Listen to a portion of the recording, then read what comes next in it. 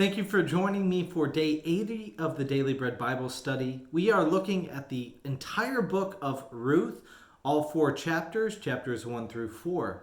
The book of Ruth is an exciting book. It is one of my favorites.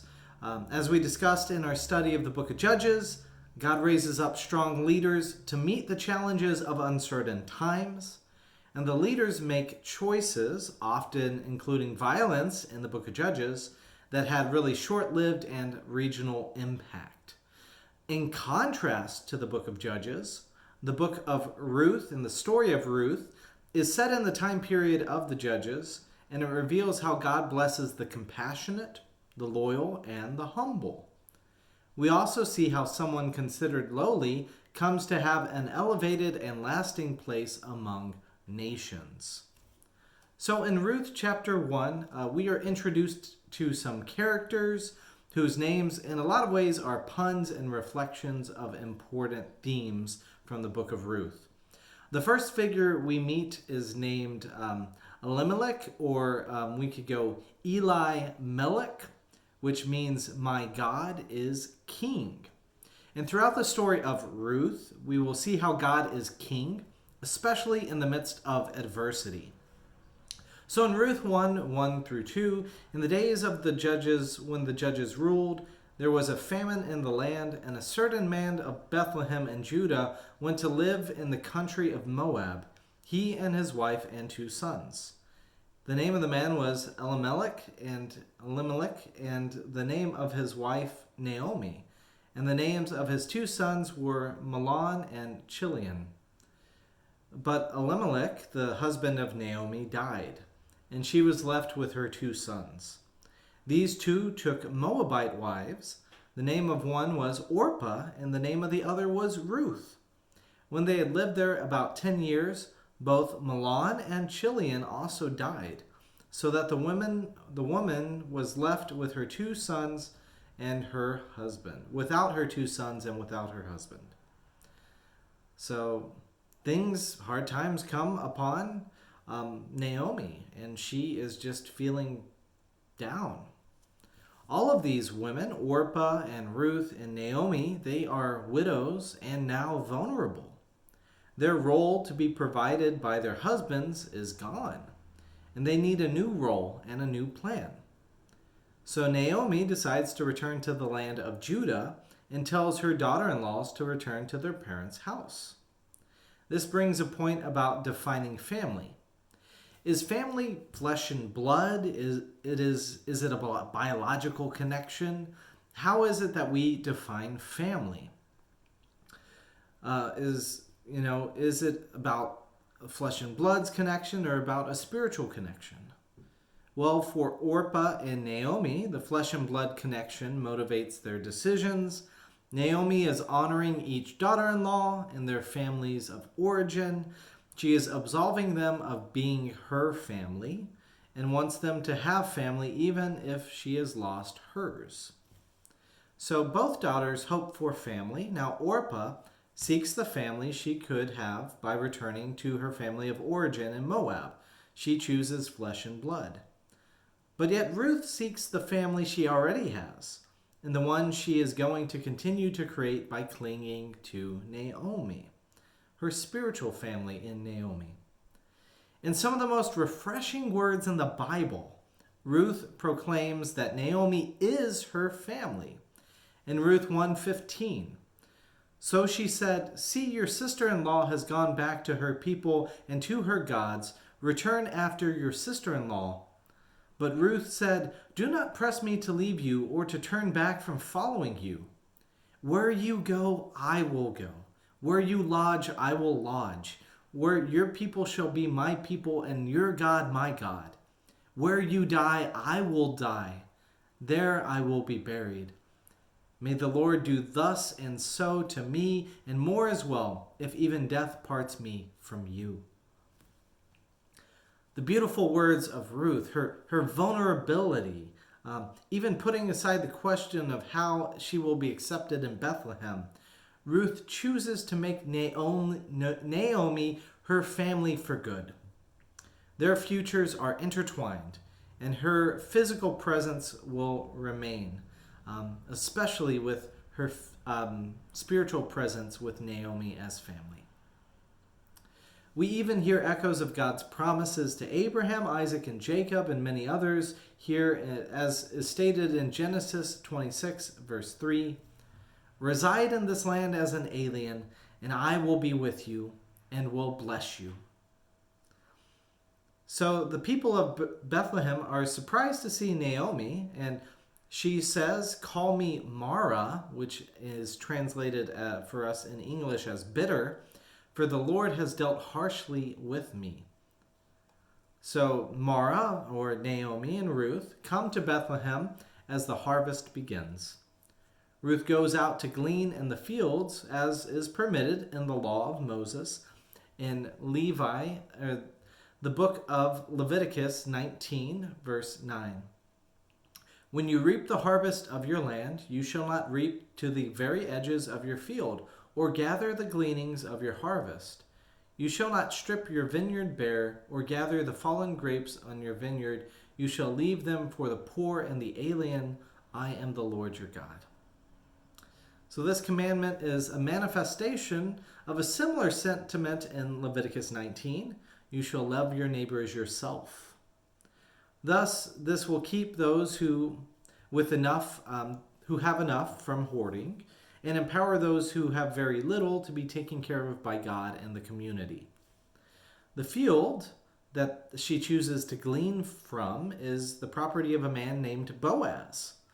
This man quickly takes concern for Ruth in Ruth 2, verse 5. Then Boaz said to his servant who was in charge of the reapers, "To whom does this young woman belong?" And he learns she is the one who acted in faith towards Naomi, and Boaz seeks to respond in reciprocal kindness, essentially saying to her, "I will provide for you." He invites Ruth to glean with his young women as both a sign of generosity and protection. Boaz states in Ruth 2:11, "All that you have done for your mother-in-law since the death of your husband has been fully told to me, and how you left your father and mother in your native land and came to a people that you did not know before. May the Lord reward you for your deeds, and may you have a full reward from God, from the Lord, the God of Israel, under whose wings you have come for refuge." The kind and humble words continue as she said in verse 13, "May I continue to find favor in your sight, my Lord, for you have comforted me and spoken kindly to your servant, even though I am not one of your servants." Boaz then provides a meal for Ruth and even instructs the laborers to leave behind extra for Ruth to gather. Ruth works hard and shares the news and food with Naomi. In Ruth 2:20, then Naomi said to her daughter-in-law, "Blessed be he by the Lord, whose kindness has not forsaken the living or the dead." Naomi also said to her, "The man is a relative of ours, one of our nearest kin." So, what a drastic change from the book of Judges. It is peaceful, it is wholehearted, it is everything you could want. It only gets better here as we get into Ruth chapter 3. Specifically about this next of kin bit. For in their society, the next of kin was required to provide offspring in circumstances of premature death. We discussed this obligation in Genesis 38, day 11, around the dysfunction concerning Judah and Tamar. Tamar's next of kin intentionally fails to provide offspring, so she tricks her father into sleeping with her. Tamar happens to be an ancestor of Boaz. So when Ruth comes asking Boaz to fulfill his next of kin obligation, Boaz seeks help. Instead of seeking dysfunction like his ancestors, Boaz acts faithfully towards Ruth in Ruth 3:12. "But now, though it is true that I am a near kinsman, there is another kinsman more closely related than I. Remain this night, and in the morning, if he will act as next of kin for you, good. Let him do that. If he is not willing to act as next of kin for you, then, as the Lord lives, I will act as next of kin for you. Boaz provides even more food for Naomi and Ruth and sets off to find the nearest of kin. Boaz speaks to the land which Naomi is selling, and the next of kin wants the land.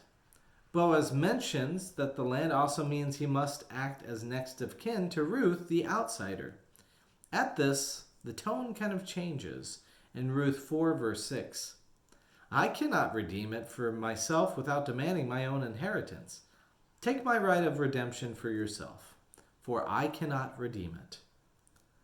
The narrative makes a side note here, similar to the way I am explaining the information that is helpful to know here in Ruth chapter 4, verse 7. Now this was the custom in former times in Israel concerning redeeming and exchanging. To confirm a transaction, the one took off a sandal and gave it to the other. This was the manner of attesting in Israel.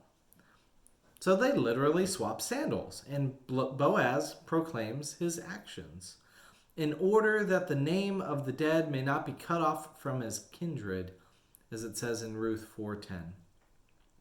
Thus, the preservation of Benjamin, as we saw in Judges 21 and 20,